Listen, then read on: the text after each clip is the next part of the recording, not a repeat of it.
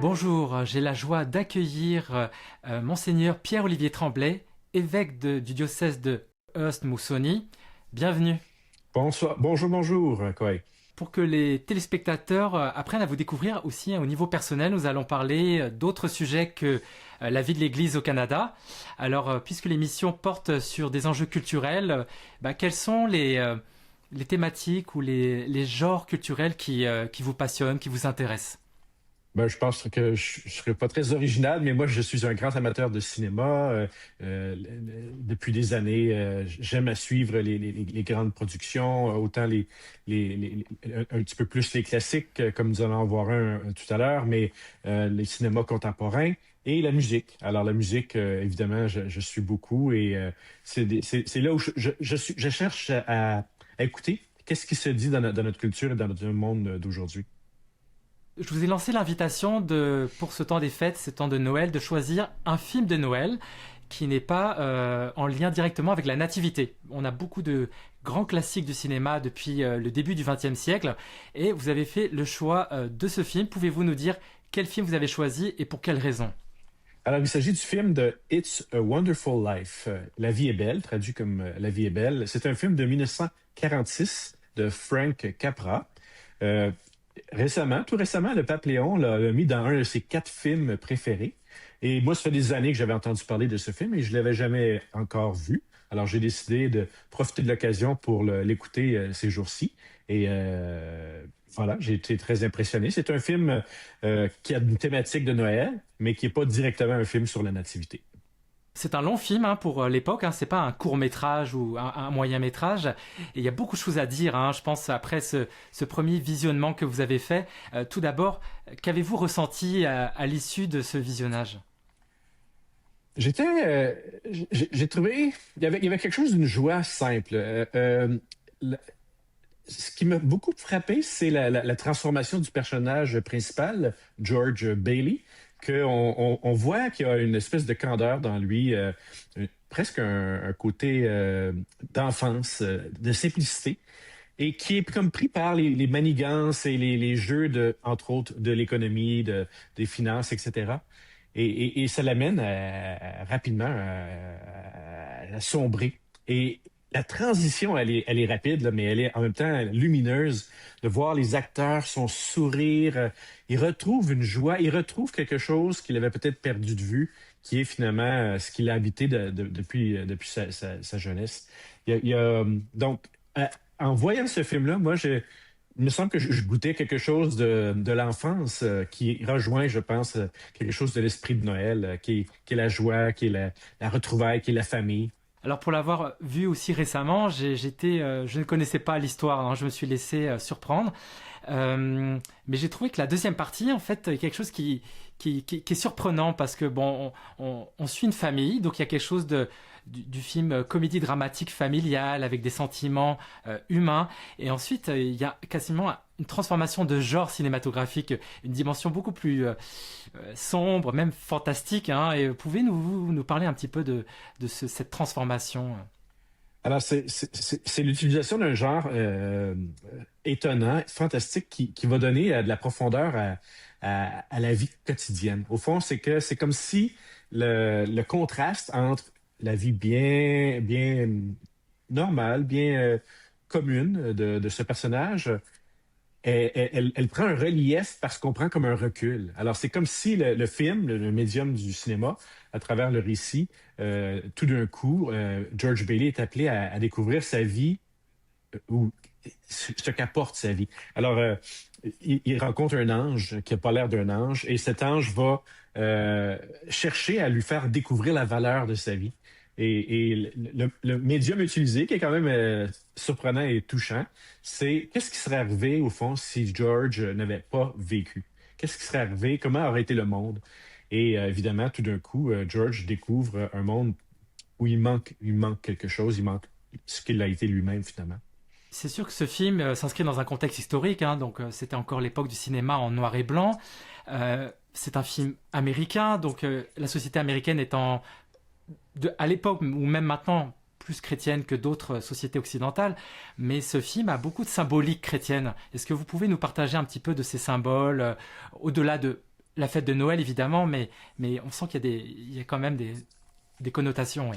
Ben, c'est comme si c'est implicite. Hein? Il y a, à part évidemment les symboles vraiment rattachés à la finale qui est autour de la fête de Noël. Mais on a des éléments comme ceux-ci, la famille, les amis, une communauté avec laquelle il est. Il n'est jamais seul.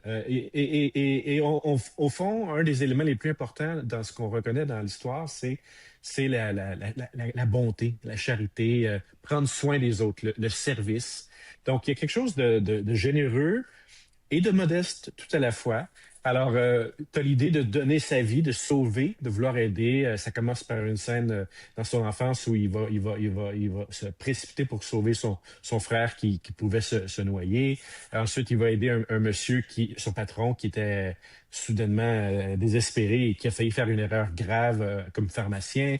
Il va l'aider. Et ensuite, il aide des gens donc, en tant que financier, il va aider des gens à pouvoir avoir leur maison, avoir leur famille, leur travail. L'élément clé sous-jacent, je crois, en tout cas, c'est l'idée de la charité. Prenons soin les uns les autres, aidons les autres. Il y a ce décentrement de soi, cet altruisme-là, qui est certainement rattaché à la figure et au message de Jésus. Pour ce film, bon, qui est un grand classique évidemment, mais à qui le recommanderiez-vous en cette période justement? C'est un film familial. Moi, je pense que tout le monde peut avoir du plaisir. Et au fond, c'est une occasion pour tout le monde de redécouvrir comment prendre soin les uns des autres. Vers la fin, il y a des moments un petit peu... on sent sa tension à lui, son désespoir, et il va commettre des paroles. Il va s'emporter contre son épouse, contre ses enfants, contre ses collègues. Alors là, il perd ce qui a été un petit peu sa marque de commerce, qui était la charité autour de lui, et il va la retrouver. Alors, pourquoi pas, ça pourrait être une belle occasion pour tout le monde, au fond, de simplement aller écouter le film et l'histoire de George Bailey, de revaloriser les liens, la famille, la proximité, la communauté. À la fin, il y a un moment, moi, que je trouve toujours très touchant, c'est son frère qui revient, les gens se mettent à chanter, et on dirait que toute la communauté est unie d'une manière surprenante, qui nous dit qu'au fond, même dans une société quand même assez individualiste comme les États-Unis, il restait une quête, et là on parle quand même d'il y a plusieurs années de ça, là, presque 80 ans, mais quelque chose d'un tissu communautaire. Peut-être qu'il y a un élément de nostalgie pour nous aujourd'hui qui écoutons ça. On se dit, mon Dieu, il y avait une proximité sociale qui n'était pas la même. Les gens se saluent dans la rue, ils se connaissent par leur nom, tout ça. C'est peut-être un appel pour nous de dire comment aujourd'hui on peut revaloriser le lien social. On n'est pas seul, on est avec d'autres. Alors moi, je pense que c'est un film pour tout le monde. On va parler d'un extrait que vous avez choisi. On va introduire cet extrait d'une minute à peu près. Vous allez le voir maintenant. Et voilà ce que nous apporte le Père Noël. Quel Noël magnifique, le plus beau de ta vie. C'est Madeleine qui a tout fait. Elle a dit à quelques amis que tu avais des ennuis. Ils sont partis dans toute la ville chercher de l'argent pour toi. Ils n'ont rien voulu entendre. Ils ont dit, Georges a des ennuis, comptez sur moi. Il faut l'avoir vu, c'était attendrissant. Ils sont partis encore une sans même panique à l'avance. poser de questions. Oh, mais Voilà l'ami pour vous, quelqu'un qui a Georges. des Bonne minutes, année, mon là. vieux. Maintenant, tous en file, face à droite. Oh, Jean! Tout est bien qui finit bien. Allons, je vous en prie, mesdames et messieurs. Rangez-vous, chacun son tour. Dégagez, dégagez, laissez passer les généreux donateurs. Il va falloir qu'on Et voilà fasse monsieur des Martini. Joyeux Noël, Georges. Entrez donc par ici. J'ai fait sauter le tiroir caisse avant de venir. Je vous apporte un petit cadeau. Monsieur Gowers. J'ai fait rentrer toutes nos factures en retard. Vous êtes un brave cœur. C'est pas encore ce coup-là que Potter aura Georges. J'ai réfléchi, j'ai changé d'avis, je ne veux plus partir. Violette Buck. Oh, et voilà Annie. C'est de l'argent que j'avais économisé pour le divorce dans le cas où j'aurais trouvé un mari.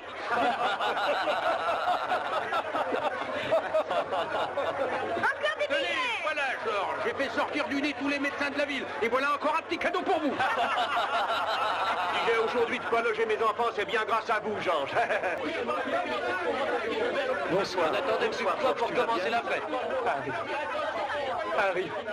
On dirait que j'arrive trop tard. Madeleine, je l'ai ramené aussi vite que j'ai pu du terrain d'aviation. Ce fou est venu en avion malgré la tempête de neige. Tu n'avais pas un banquet à New York? On en était au hors-d'œuvre quand la dépêche de Madeleine est arrivée. Excellente idée, Ernest. Un toast.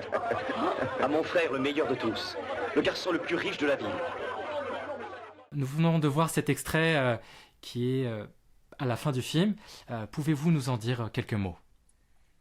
C'est comme si George redécouvre ce qu'il croyait avoir perdu.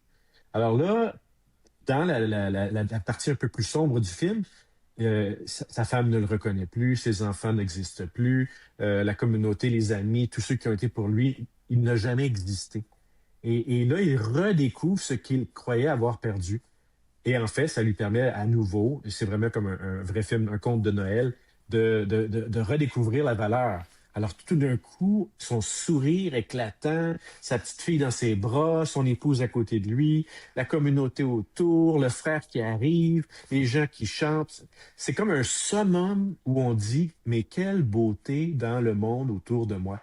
Alors, apprécions, savourons, prenons le temps d'être bien ensemble et de nous dire comment on est heureux et sourire et se rencontrer. Il me semble que il n'y a pas de plus lumineux de message pour nous, pour Noël aujourd'hui. Merci pour cette analyse. Notre entrevue touche à sa fin. Alors, je vous souhaite un très joyeux Noël puisque l'émission est diffusée pendant l'octave de Noël. Alors, que pouvez-vous souhaiter à tous nos téléspectateurs et téléspectatrices? Bien, à la lumière de ce qu'on vient de se dire, si le sens de ma vie ne se trouvait pas dans ce que je fais, ce qui est très, très américain et très le self-made man qu'on appelle, mais plutôt dans le bien que Dieu fait à travers moi, même à mon insu. Alors, au lieu de chercher à trouver ma valeur, ma dignité dans mes réalisations, ça se pourrait-tu que le sens profond de nos vies soit que Dieu est à l'œuvre à travers nous?